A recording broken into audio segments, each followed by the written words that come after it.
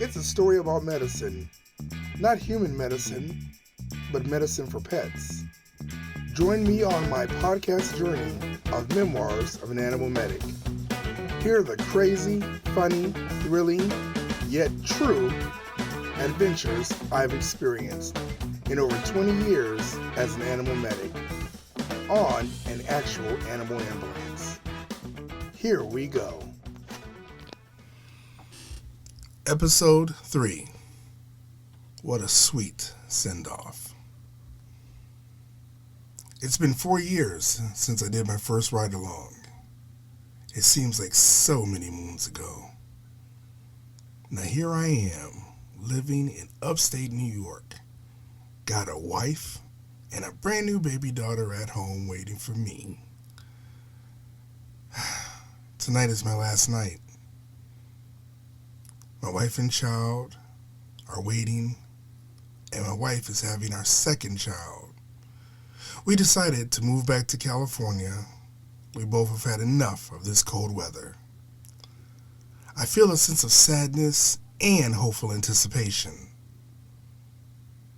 I finally became a paramedic, y'all, and I was living the dream. I just was informed about 2 weeks ago that at the end of this month, I'll be made supervisor. Damn. Do I really want to leave? They're about to make me supervisor. But, you know what they say, happy wife, happy life. Be that as it may, it's time for the second chapter of my life. And that is not here in New York. I'm working at Sisters Hospital. Well, that's where I'm stationed at. I'm working for the ambulance company, and I'm on the second floor looking at the fresh fallen snow overlooking the ambulance bay. It's so quiet. The snow is so beautiful. It's so damn cold, deceptively cold, as a matter of fact. The neon snow starts to flicker, almost as if it's dancing. You can see the neon lights dancing off the snow, I should say. Just then, I look around and take stock of everything that I've done over the past 4 years, and I start to get a bit nostalgic,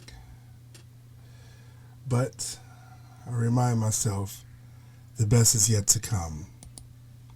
And then I hear, K-9, did you copy your call? repeat? K-9, did you copy your call?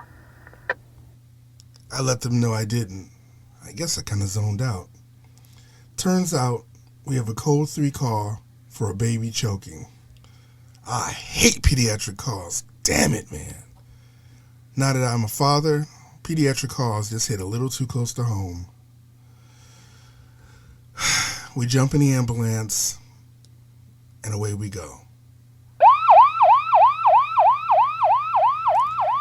I was hoping this would be a peaceful call, a peaceful night. I'd be able to just relax and have an uneventful night and end my shift easily. We arrive at the house. There's a woman in the street waving her arms frantically. As we get out the ambulance, she runs over to us and she goes, "My baby isn't breathing." I hate calls like this shit. Before she can lead us into the house, out comes this man who looks like a universal world-class bodybuilder. If any of you guys are familiar with the late great actor Michael Duncan, who appeared in the movie Armageddon, then you know exactly what I'm talking about. In his hands, he's holding what appears, by comparison, to be the smallest baby ever. His eyes are filled with tears, and he goes, "My baby's not breathing." For all his strength, at that moment, he is totally helpless. I take the baby, and I can see she's starting to become hypoxic, which means she's starting to lose oxygenation. And if that happens, this can go from bad to worse very quickly. I take her in the back of the ambulance and I use a tool called a laryngoscope. It helps me look down into the back of the throat, into the trachea, esophagus, into the areas where things sometimes get lodged. I can see a partial blockage. Damn, I don't like doing this. I take out my McGill forceps, another tool that's specifically designed to remove objects. The baby is 9 months old, so the standard McGill forceps are too big. I have to use a modified McGill to reach the blockage. If I can force it down or pull it out, but get it out of the airway, I'll be okay. If I force it down and it goes into the lungs, that's going to require surgery, but at least she'll be breathing.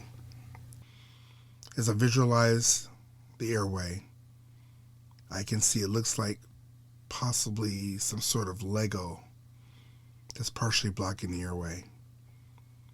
Please, God, let me be able to clip this. Let me be able to get it. I reach down the airway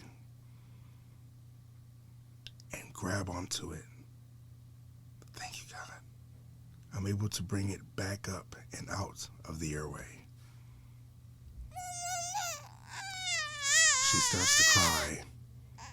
Oh, thank God. I immediately put on a high-flow oxygen mask, which of course is too big for her, but it almost surrounds her entire face. I tell the parents, I removed the blockage, but we need to go to the hospital so the doctors can do an advanced assessment. They agree, and we get into the ambulance. The mother looks on as the father holds his daughter in his hands. Tears still streaming down his face, but they are tears of joy. He looks at me and silently mouths the words, "Thank you." I smile, respond, "You're welcome." If I look at them too long, I'm going to start crying, and I do not like to cry. Damn it, man. I inform dispatch we'll be going to Sister's Hospital, Code 2. Now, in case you're wondering, Code 2 means urgent, but non-life-threatening. No one is dying on this call. You're probably wondering, what is Code 1? Well, Code 1 normally means at your convenience, but never has a dispatch said to me to do anything at my convenience, because it probably wouldn't get done. So I've always had Code 2 and Code 3 calls. And just in case you're wondering, yes, there is a Code 4, and that means everything is fine. We arrive at the hospital, and the baby is looking pink and looking good. The medical team takes over and takes the husband and wife into an exam room. It's snowing again, and I'm off in 30 minutes. All in all, a great way to end my shift. California, here I come.